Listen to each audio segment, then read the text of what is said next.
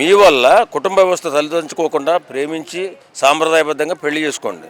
అంతేగాని లిప్లాగు పెట్టుకుని హగ్గులు చేసుకుని కెమెరాలు చిక్కి ఏమో యూట్యూబుల్లో పోయి వాళ్ళు చూసి ఇళ్లలోంచి బయట రాకుండా చాలామంది ఇబ్బంది పడే తల్లిదండ్రులు ఉన్నారు. కాబట్టి జాగ్రత్త, ఒళ్ళు దగ్గర పెట్టుకుని వ్యవహరించండి. అదిగోండి ఈ రోజుల్లో అమ్మాయిలే స్పీడ్గా ఎక్కువ ఉన్నారు అంటున్నారు, అది నిజమంటారా అబద్ధం అంటారా?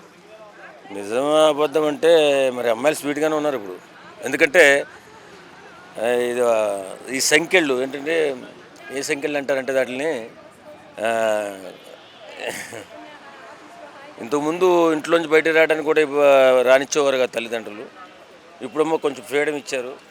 ఆ ఫ్రీడాన్ని ఎలా ఉపయోగించుకోవాలో తెలియక వీళ్ళు పెడదారి పడుతున్నారు.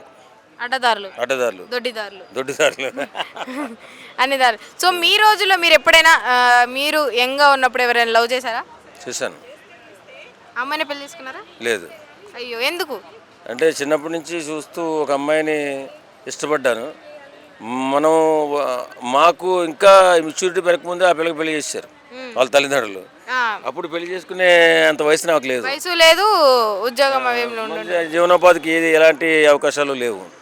అందువల్ల పెళ్లి చేశారు. బాధపడ్డాం కొన్ని రోజులు, చూడదామని వదిలేసాం. చూడదు.